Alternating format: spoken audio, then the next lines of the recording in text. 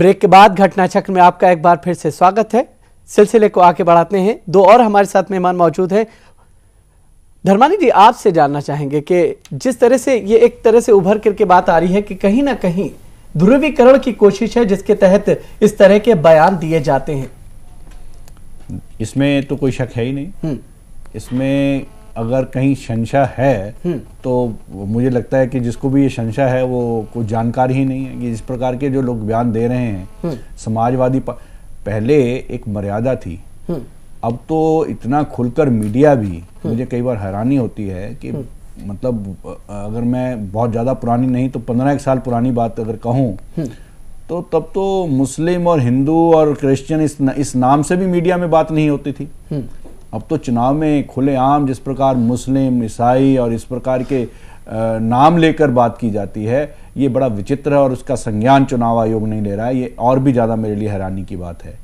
लेकिन जो बयान अबू आजमी ने दिया है, इसकी तो जितनी निंदा चारों ओर से होनी चाहिए और ऐसे व्यक्ति के ऊपर जो समाज में इस प्रकार की डिवीजन लाने का प्रयास करे या जो भी करने का उन्होंने उनकी मंशा हो, ऐसे के ऊपर तो लाइफ टाइम बैन लगना चाहिए किसी भी प्रकार की चुनावी या आम सभा करने के ऊपर। समाज में जिस प्रकार का जहर उगलने का कोई भी प्रयास करता है उसके ऊपर संज्ञान और ठोस कार्रवाई बहुत ज्यादा आवश्यक है। नहीं तो ये जिस प्रकार का स्तर गिरता जा रहा है, ये आने वाले समय में कहां जाएगा और क्या रूप लेगा, मुझे लगता है कि हम सोच में नहीं सकते। अवधेश जी, तो आप चूंकि उत्तर प्रदेश को बहुत करीब से समझने की कोशिश कर रहे हैं, क्या सचमुच आपको लगता है कि इस तरह के बयान से फायदा होगा? क्यों नहीं फायदा होगा जी, कैसे? घाटा का, इसमें घाटा कुछ नहीं होना है उसमें। मेरा तो मानना ये है कि आप लोगों को डीएनए टेस्ट कराने में समस्या क्या है, पहले तो ये मैं, लेकिन डीएनए से कैसे पता चलेगा ये मुसलमान? पहले मुझे अबू कासमी की अगर ये चाहत है कि काजमी की वोटिंग के बाद जरा एक बार डीएनए टेस्ट कराओ, तो इसमें समस्या क्या है? केवल डॉक्टरों की व्यवस्था करनी है। पता नहीं इतने जो वहाँ अनएम्प्लॉयड नहीं, इतने मुसलमान हैं, उनमें से कहाँ डीएनए अगर मुसलमान इस बयान से नाराज हो रहा है तो केंद्र सरकार को अभी ये करना चाहिए कि अभी जासूसी की जांच के बजाय चुनाव के बाद वहाँ अधिक से अधिक डॉक्टर यूपी में भेजना चाहिए। अबू काजमी को सामने बैठा के भाई सबका डीएनए टेस्ट करो और डीएनए टेस्ट कराने के बाद जरा हम लोगों के लिए तो अच्छा ही है कि स्पष्ट हो जाए कि भाई इनका डीएनए वाकई क्या है। उसने तो बहुत अच्छी बात कही है कि भारत के मुसलमानों का एक बार डीएनए टेस्ट हो ही जाए कि वो है कि नहीं है। तो मैं तो उसके इस नाते उसका समर्थन करता हूं। उसके मुंह से बहुत अच्छी बात निकली है। पता नहीं पुष्पेंद्र जी को इनके डीएनए टेस्ट पर अंजारुल बाड़ी का डीएनए टेस्ट हो, उसमें कहां समस्या आएगी? मुझे समस्या नहीं है। मैं कह रहा हूं आरएसएस जो कहती रही है कि इन सब मुसलमानों के पूर्वज हिंदू थे, वो साबित हो जाएगा। दूसरी बात घोषित करने में आसानी हो जाएगी जिससे ये डरते हैं। दूसरी बात यह है कि कहीं ना कहीं क्या ये भय है कि इस बार मुसलमान जो है उत्तर प्रदेश में समाजवादी पार्टी का साथ फिर से छोड़ सकते हैं, जैसे उन्होंने 2009 के लोकसभा चुनाव में छोड़ा था। 2012 में तो साथ दिया था। मुजफ्फरनगर दंगे के बाद उत्तर प्रदेश की जो हालत बन रही है उसमें मुसलमान टैक्टिकल वोटिंग कर रहा है। लेकिन वो दिल से कांग्रेस के भी विरुद्ध है और लगभग वो समाजवादी पार्टी के भी विरुद्ध है, तो वो बसपा की ओर खींच रहा है। तो उसमें ऐसे बयानों की आवश्यकता आ रही बार नहीं है। ये टैक्टिकल वोटिंग कोई पहली बार नहीं है। नहीं, समाजवादी पार्टी के पक्ष में नहीं है। 2012 में समाजवादी पार्टी के पक्ष में थी कि बीजेपी, हालांकि बीजेपी वैसी स्थिति में नहीं थी जो हंगामा हो गया था। 2009 में वो बटा था, कांग्रेस के फेवर में आ गया था। कांग्रेस को 21 सीटें मिल गई, बाद में एक और 22 मिल गई। मुलायम सिंह का सपना धरा का धरा रह गया, सरकार हम बनाएंगे, 35 से 40 सीट लाएंगे।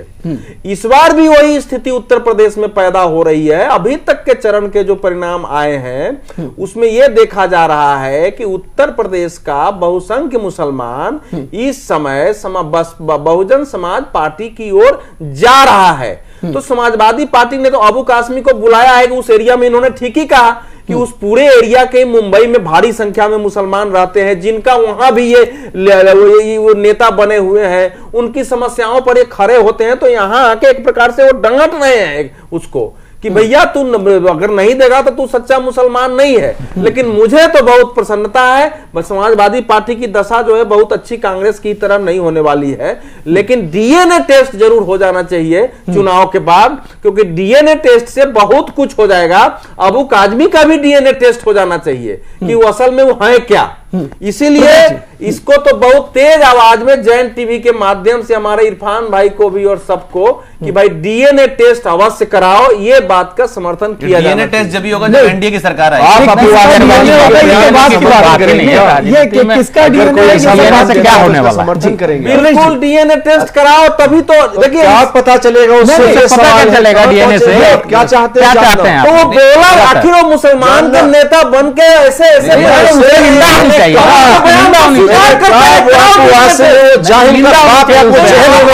आपके मन के अनुसार तो जाहिल हो गया। मैं उस बयान को जेल करता हूं कि बजाबता देश के मुसलमानों का डीएनए टेस्ट कराओ। का समर्थन करेंगे, आप पे भी सवाल उठ जाएंगे। उसका समर्थन नहीं कर सकते। आप में और अबू आसिम आजमी में क्या फर्क है? आप क्या फर्क है? इस बयान का समर्थन नहीं कर सकते। बोला तो इसका मतलब आप उसका भी हो, ऐसा बयान देखे तो नहीं। मैं दुखी क्यों हूँ? आपको लगता है कि हमारे पास समय खत्म हो गया इरफान, हमारे पास समय खत्म हो गया। बहुत कम शब्दों में प्रवेश आपसे जानना चाहेंगे, क्या सचमुच अगर हालात को देखा जाए, जिस तरह से अवधेश जी ने दंगों का जिक्र किया, वहां पर मुसलमान नाराज था समाजवादी पार्टी से। मसला ये बयान जिस तरह का आया है, ये खुश कर देने वाले मुसलमानों को नहीं है किसी भी तरीके जी। तो जानना, तो फायदा क्या है फिर? नहीं ना हिंदू खुश होगा, जो बहुसंख्यक हिंदू हैं हाँ। न इस बयान से खुश होंगे न मुस्लिम खुश होंगे। एक बयान ही गलत है, इसकी निंदा होनी चाहिए। बिल्कुल इस तरह के बयान की निंदा होनी चाहिए, चाहे कोई भी करे। जी ऐसा है कि इस समय आप अगर नजर दौड़ाएंगे ना राजनीति पर हाँ। तो लगता है कि सभी पार्टी में कुछ मनुष्य की जगह जहर की मशीन खड़ी हो गई है, जिसका स्विच ऑन करो और उसमें से जहर निकलना शुरू हो जाता है। नहीं, और से पूरा वातावरण विषाक्त होता है। जानी चाहिए। अवधेश जी बहुत माजरत के साथ, चूंकि समय हमारे पास नहीं, इसलिए कहूंगा जहर की मशीनें हैं, मनुष्य नहीं है। लेकिन आपका बहुत बहुत शुक्रिया अवधेश जी, आपका, इरफान आप तमाम सबका बहुत बहुत शुक्रिया। देखते रहिए जैन न्यूज।